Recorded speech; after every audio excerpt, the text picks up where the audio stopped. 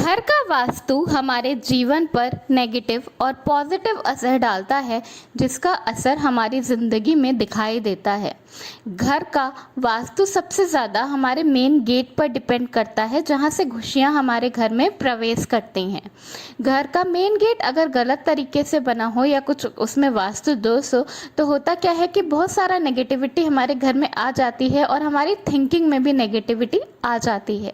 तो ये बहुत ज़रूरी है कि हमारे घर का मेन गेट जो है वो वास्तु के हिसाब से बिल्कुल सही हो, ताकि हमारे घर में पॉजिटिव एनर्जी प्रवेश करे और हमारा घर सुख शांति और समृद्धि से हमेशा भरा रहे।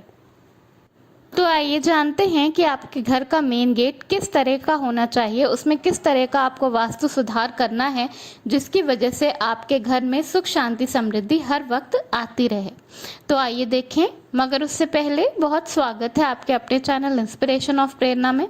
अभी तक अगर आपने इसे सब्सक्राइब नहीं किया है तो प्लीज़ सब्सक्राइब कर लीजिए और बेल आइकॉन ज़रूर प्रेस कर लीजिएगा, जिससे मैं जब भी नया वीडियो डालूँ तो आपको नोटिफिकेशन ज़रूर मिल जाए। सबसे पहली और मोस्ट इम्पॉर्टेंट चीज़ ये है कि आपको हमेशा ये ध्यान में रखना चाहिए कि जो आपका मेन गेट है वो खुलते या बंद करते समय किसी भी तरह की आवाज़ ना करे।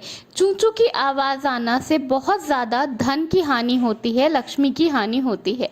तो अगर आपके मेन गेट खोलते और बंद करते समय आवाज़ आती है तो उसमें तेल डाल दीजिए, वार्निश लगा दीजिए या फिर आप किसी प्रोफेशनल की हेल्प से उसको ठीक करा लीजिए।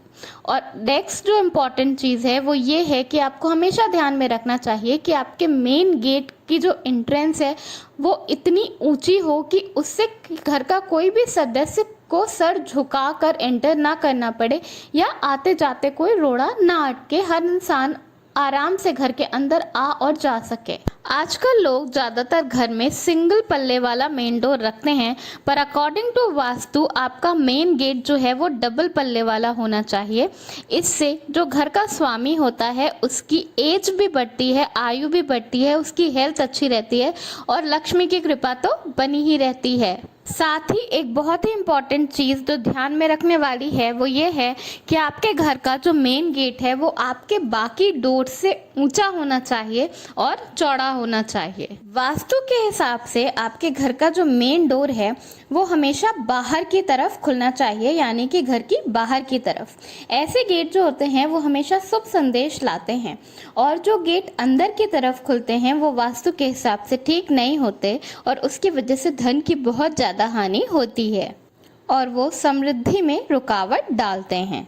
नेक्स्ट चीज़ जो ध्यान में रखने वाली है वो ये है कि वास्तु के अकॉर्डिंग आपके घर के मेन गेट के जस्ट सामने कोई पेड़, खंबा या खंडहर टाइप की कोई चीज़ नहीं होनी चाहिए। ऐसा होने से एक तो घर के लोगों को बहुत ज़्यादा स्वास्थ्य की प्रॉब्लम होती है और धन हानि तो होती ही है, साथ ही आपके घर में नकारात्मक ऊर्जा भी आती है।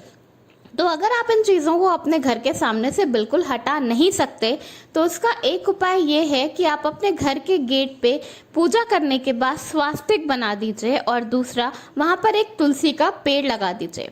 ऐसा करने से आपके घर में नकारात्मक ऊर्जा का प्रवेश नहीं होगा। वास्तु के अकॉर्डिंग आपको अपने घर के मेन डोर के बाहर एक डोरमैट ज़रूर रखना चाहिए और वास्तु के अकॉर्डिंग ये डोरमैट जो है वो रेक्टेंगल शेप में ही होना चाहिए।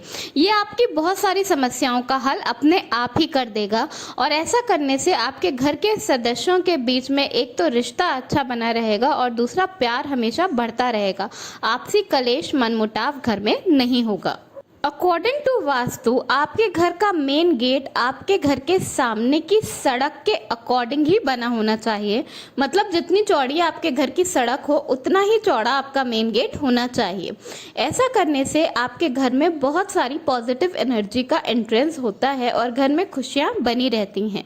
जितनी चौड़ाई आपके घर के सामने की सड़क की है उतना ही चौड़ा आपका मेन गेट भी होना चाहिए।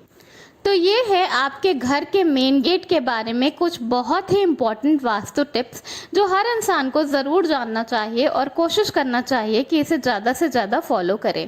अगर आपके घर के मेन गेट वास्तु के हिसाब से परफेक्ट नहीं है तो आप अपने घर के बाहर एक लोहे का दरवाज़ा लगाकर भी अपने घर का वास्तु ठीक कर सकते हैं। इस तरह से आपके घर का वास्तु भी ठीक हो जाएगा और दूसरा ये है कि आपके घर की सिक्योरिटी भी बढ़ जाएगी। धन्यवाद। आपका दिन शुभ हो।